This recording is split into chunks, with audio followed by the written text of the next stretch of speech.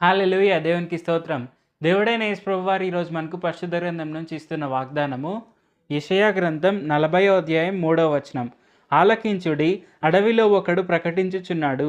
ఎట్లనగా అరణ్యంలో యెహోవాకు మార్గం సిద్ధపరచుడి, ఎడారిలో మా దేవుని రాజమార్గము సరళము చేయుడి. సో, ఈరోజు వాగ్దానం గనుక చూసుకుంటే మనకు దేవుడైన యేసు ప్రభువారు ఏదైనా ఇచ్చే ముందు ఖచ్చితంగా ఒక ఆనవాలు, ఒక సంకేతం అనేది దేవుడైన యేసు ప్రభు ఖచ్చితంగా మనకి ఇస్తారు. అది ఇచ్చిన తర్వాతే దేవుడైన యేసు ప్రభువారు మనకు ఆ సూచక్రియను అనేది నెరవేరుస్తారు. అది ఎలాంటి ఆనవాలైనా అవ్వచ్చు. అది మనకు దేవుడైన యేసు ప్రభువారు ఖచ్చితంగా ఇస్తారు. అంటే దానికి రిలేటెడే ఉంటుంది.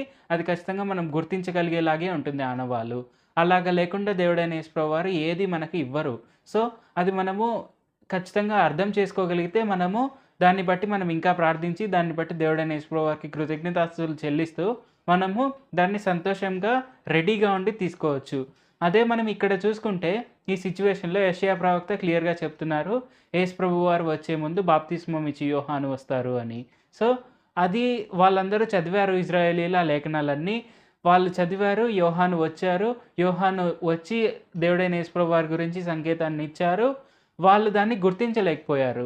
బాప్తిస్మం ఇచ్చి యోహాను వచ్చి వాళ్ళకు తెలియపరిచిన సంకేతాన్ని బట్టి వాళ్ళు దేవుడైన యేసు ప్రభువారిని, దేవుడైన యెహోవాని కృతజ్ఞతాస్తుతులు చెల్లించేది పోయి, వారు గుర్తించలేకపోయి బాప్తిస్మం ఇచ్చి యోహాన్ని కూడా వాళ్ళు ఇబ్బందులు పెట్టారు. అలాగే దేవుడైన యేసు ప్రభువారు వచ్చిన తర్వాత వాళ్ళు దేవుడైన యేసు ప్రభువారిని కూడా ఇబ్బంది పెట్టారు. వారు వాళ్ళ కోసం వచ్చిన మెస్సీయని వాళ్ళు గుర్తించలేకపోయారు. కానీ మనం అలా ఉండకూడదు. దేవుడైన యేసు ప్రభువారు మనకి ఇచ్చేది ఏదైనా దానికంటే ముందు వచ్చే ఆ సంకేతాన్ని మనం ఖచ్చితంగా గుర్తించాలి. దానికోసం మనం ఎప్పుడు ప్రార్థిస్తూ ఉండాలి. మనకు వచ్చిన ఆ సంకేతాన్ని బట్టి మనం దేవుడైన యేసు ప్రభువారికి కృతజ్ఞతాస్తుతులు చెల్లించి, దాన్ని మనం సంతోషంగా స్వీకరిస్తూ, అలాగే మనం దేవుడైన యేసు ప్రభువారిని కూడా ఘనపరుస్తూ, మనము రెడీగా ఉండాలి. మనకు వచ్చే ఆ సూచక్రియను బట్టి. అప్పుడు మనము సంతోషంగా, ఆనందంగా జీవించవచ్చు. ఇంకా మరెన్నో సూచక్రియలను కూడా పొందుకొనవచ్చు. మరెన్నో సూచక్రియలు మనం కూడా చేయవచ్చు. సో, ఖచ్చితంగా మనం ఎల్లప్పుడూ మనకు ముందు వచ్చే ఆనవాళ్ళను మనం గుర్తించాలి. మనం గుర్తించినప్పుడు మనము సంతోషంగా, ఆనందంగా ఉండవచ్చు. దేవుడైన యేసు ప్రభువారికి కూడా ఘనత కారణంగా ఉండొచ్చు.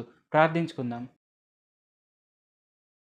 పరిశుద్ధ జీవాధిపతి జీవంగల దేవా యేసయ్య, ఈ విధంగా అందరినీ కలుసుకునేందుకు అవకాశం ఇచ్చినందుకు మీకే వందనాలు తండ్రి. ఇప్పుడు వాక్యం వింటున్న అందరూ మిమ్మల్నే తమ నిజరక్షకులుగా అంగీకరించేందుకు సాయం చేయండి.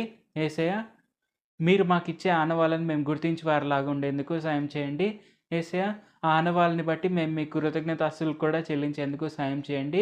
ఇజ్రాయేలీల వలె, అంటే యూదుల వలె మేము మీరిచ్చిన ఆనవాళ్ళను గుర్తించలేని వారంగా ఉండకుండా, మీరిచ్చిన ఆనవాళ్ళని గుర్తించి, దాన్ని బట్టి మిమ్మల్ని ఘనపరిచి, మేము మీరిచ్చే సూచక్రియకు సిద్ధపడువారుగా ఉండేందుకు సాయం చేయండి. నజరేయుడైన యేసు నామములో ప్రార్థిస్తున్నాం తండ్రి. ఆమేన్. Thank you Jesus.